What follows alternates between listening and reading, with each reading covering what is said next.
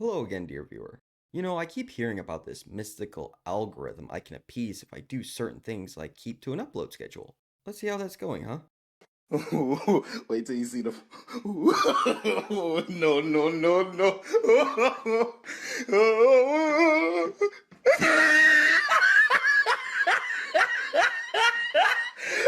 Oh, he tried it. Ah, yeah, not a great start. Oh well, there's always next week. Okay, due to production issues, mainly my issue of making crisp, clear audio, I'm behind on both my Planar Conquest and the launch of my progression series. However, since then, I've gone and gotten a new mic to replace the 5 to 6 year old Blue Yeti of mine, and I'm itching to test it out. To that end, I want to take a moment of your time to subject you to something a little out of character. My intentions with this channel.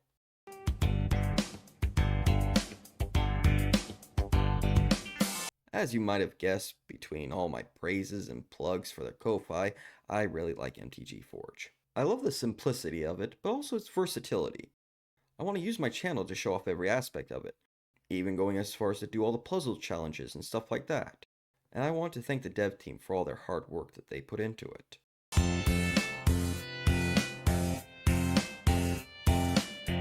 As you might have guessed, I'm really into Magic the Gathering as well. But, in fact, I've been into TCG since I was 8 years old, having started with Pokemon and later expanding to Yu-Gi-Oh! I actually didn't get into Magic until I was about in my early 20s. Now, as far back as I can remember, TCGs have been a very expensive hobby for me to get into. Yu-Gi-Oh! Had the perfect solution to this, their various DS and PSP games. I only had a DS growing up and later a 3DS, but I still had plenty of content to pick from.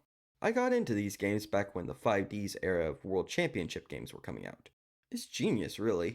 Buying one game a year, secondhand for 30 to 40 bucks, I'd have access to all the cards that had been released at the time and a way to easily acquire them in game, dueling and earning points to buy packs, and plenty of opponents to play against both in the story mode and out of it. And that was before against playing any of my friends. I played these games so much. One thing I loved the most was the feeling of progression, feeling like I'd earned the decks I'd made by pulling cards after hard-won duels. But of course, the point I'm really trying to make here is the sheer affordability of that content. Factoring in the replayability just increases that value. As an adult, Magic the Gathering was a bit hard to get into despite having a disposable income, since there wasn't anyone for me to play with. It wasn't until recently I got social enough to start visiting my local game shops, and, thanks to my work schedule, I've had to give that up too. Lately, I've tried to get into Path of the Necromancer and Star Wars Unlimited, and that's 5 games altogether to keep up with, and 5 games tends to sap my budget, but by far the worst offender is Magic. With bills, my budget for cards and peripheries is very limited. All the stuff you see on my desk here, stuff collected over a year. That commander deck was built card by card, and I'm sorry, but paying 50 bucks or more for printed cardboard square is just too damn much. So Forge is the perfect solution. There are several modes of play, even outside of all of Magic's various formats, and I have access to all the cards, including by having to earn them by buying packs or singles in some modes like the adventure game, and it still looks like I'm just playing a game of Magic the Gathering. A gripe I've repeated in previous videos. That's one hell of a value for something that's free, huh?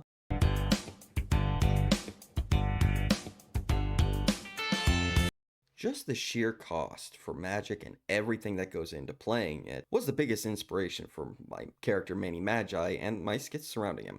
Manny is a parodic character representing how expensive Magic the Gathering and TCGs overall are to get into and maintain as a hobby. Everything is meant to play into that. PNG stills instead of well-made video clips, stock/publicly available clips, a free-to-use rules engine, etc.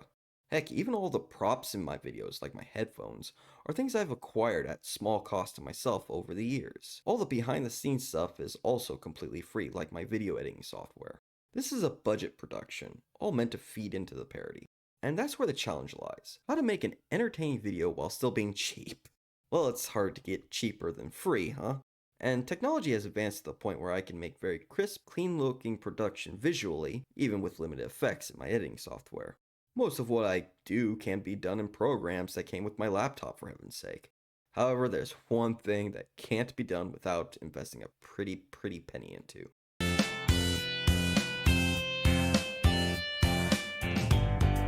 As you can see, I keep everything relatively simple as far as production goes. This works on like 99% of each video, with the exception being audio.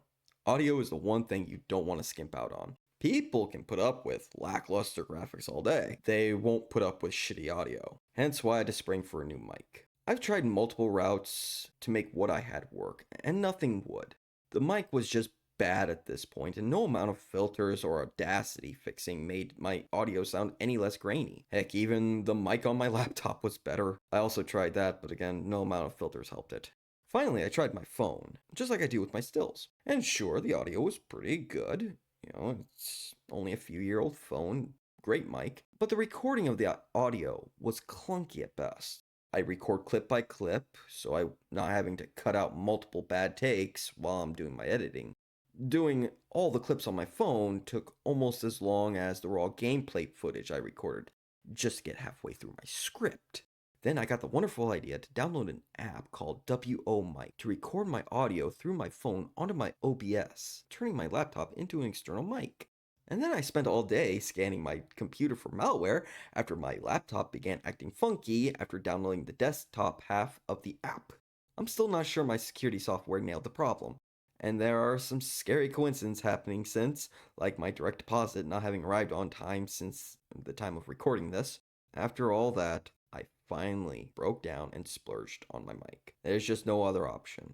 I've already scrapped all the already recorded audio I had for the third episode of Planar Conquest, and we'll start over with this new mic, which I've already tested, and I really seem to like it. Man, I sound like pirate software with all the excuses I'm making for delays, huh? Don't worry, I swear all my cats are fine. In fact, here's Ditzy interrupting my last recording session with my old mic. What are you doing? What you doing?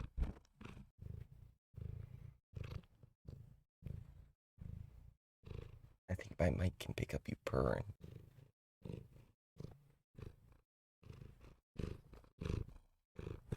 I'm going to keep my old prop of my old mic that you're seeing in this video. I like the way it looks, and I think it fits the overall aesthetic of my setting.